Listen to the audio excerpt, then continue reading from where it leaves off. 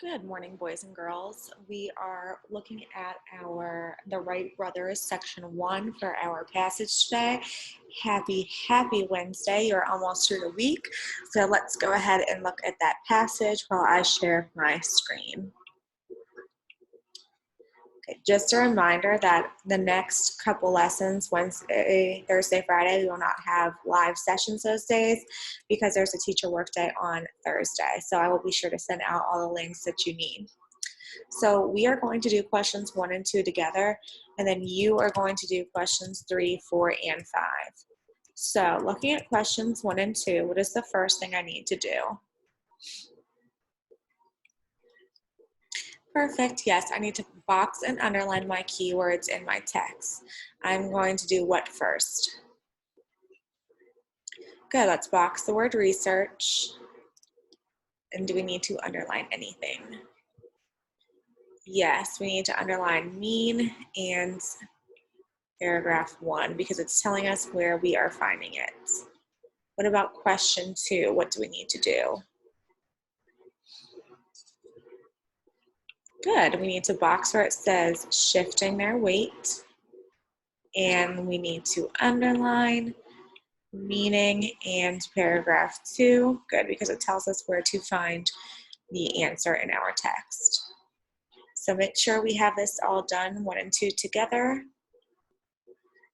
And I'm going to go ahead and clear my screen. If you need more time, go ahead and pause your screen now. Okay, let's go back up to our text and let's read our text together. Adapted from The Courage to Soar, the Wright brothers, selection 1.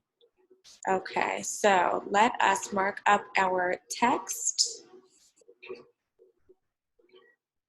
What type of text is this? Good, it is nonfiction. And what should our question be? Good, who are the Wright brothers?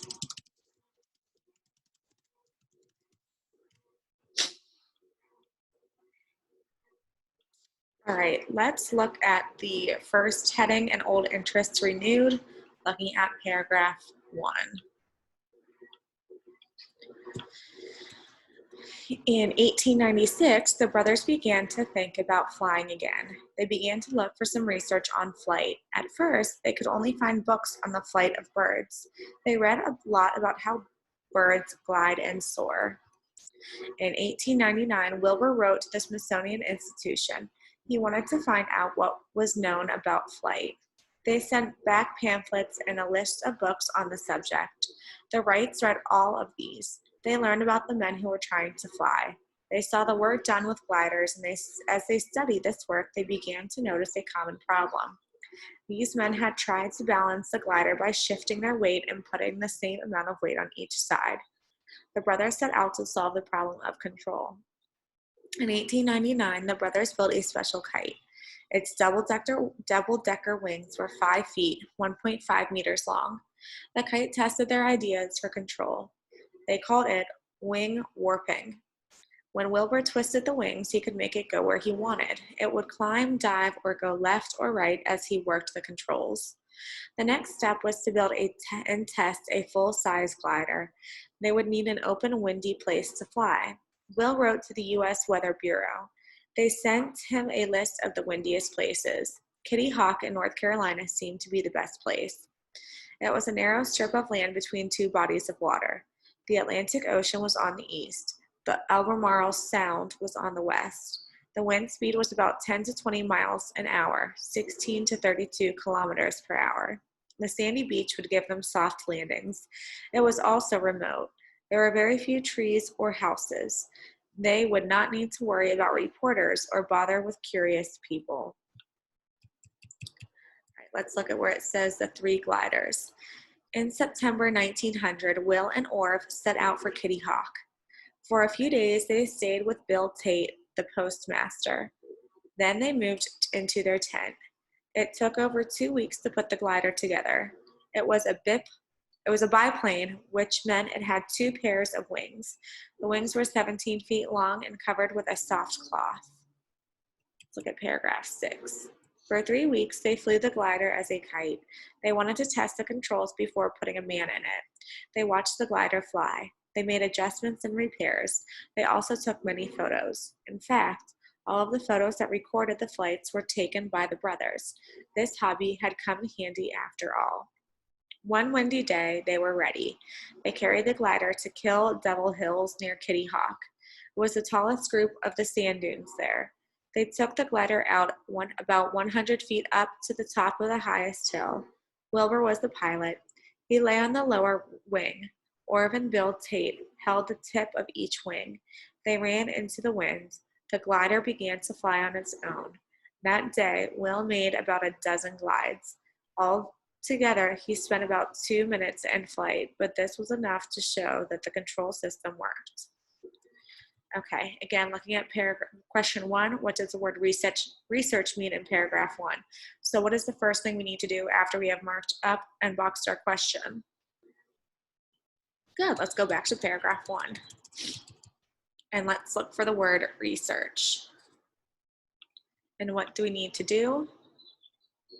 Yes, we need to underline. It says they began to look for some research on flights. At first, they could only find books on flight of birds. They read a lot about how birds glide and soar. Good.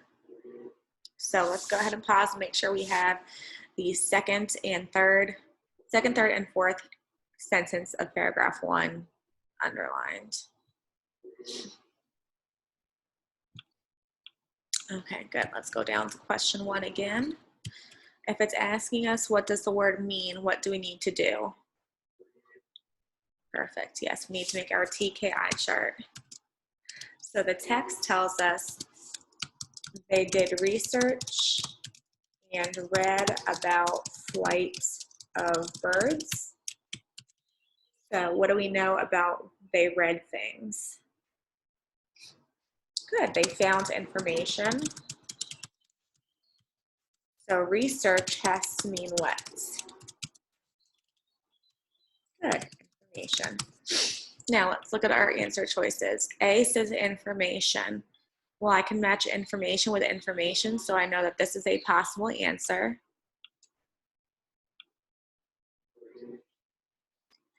They found a problem. Well, did they look for problems when they were doing their research?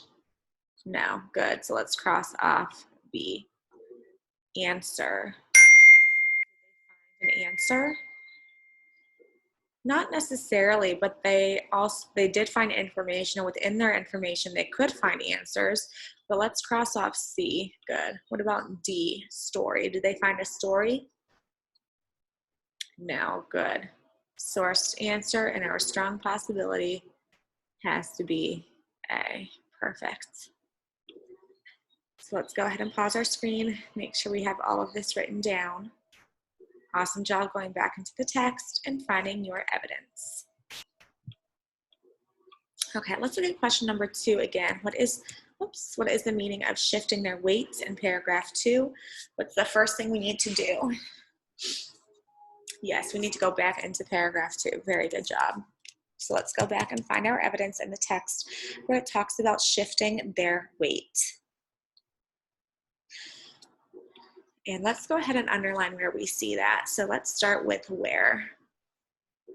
Yes, these men had tried to balance the glider by shifting their weight and putting the same amount of weight on each side.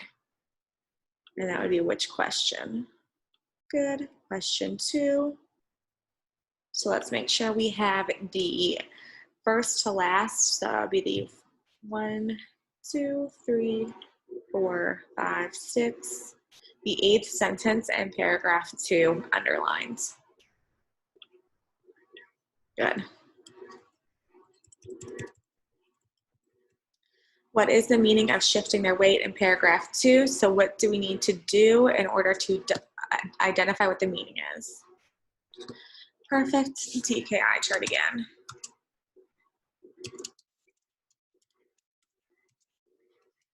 So what did paragraph 2 tell us? Let's go back into our text. Paragraph 2, they tried to balance and put the same weight on each side. So again, what should we have for our T? Good. They tried to balance and put the same weights on each side. So what do we know about balance? If you're trying to find your balance, what do you have to sometimes do? Good. You have to move your body to balance to make sure you don't have too much weight on one side or too much weight on the other. So what does the phrase shifting their weight have to mean? Perfect. Moving their body. So let's go to answer choice A, sitting very still. Well, if we're trying to balance, can we sit still? Yeah, we could.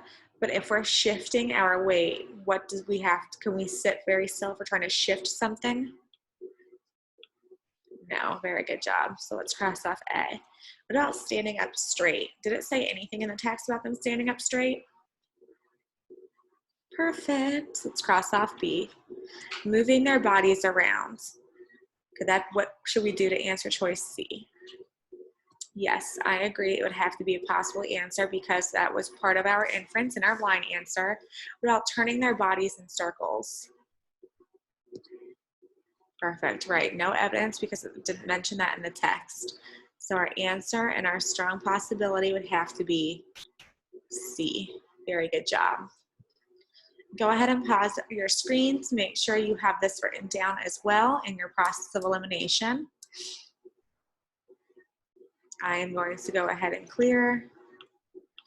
All right, you are going to do questions 3, 4, and 5. Again, when you're doing the Kahoot, make sure you are solving it on your piece of paper in your packet first. Make sure you are using your strategies, going back into the text, TKI chart, and most importantly, make sure that you are completing the Kahoot and you are using your own name and not a nickname. I will see you all on Tuesday, and I hope you have a wonderful rest of your week.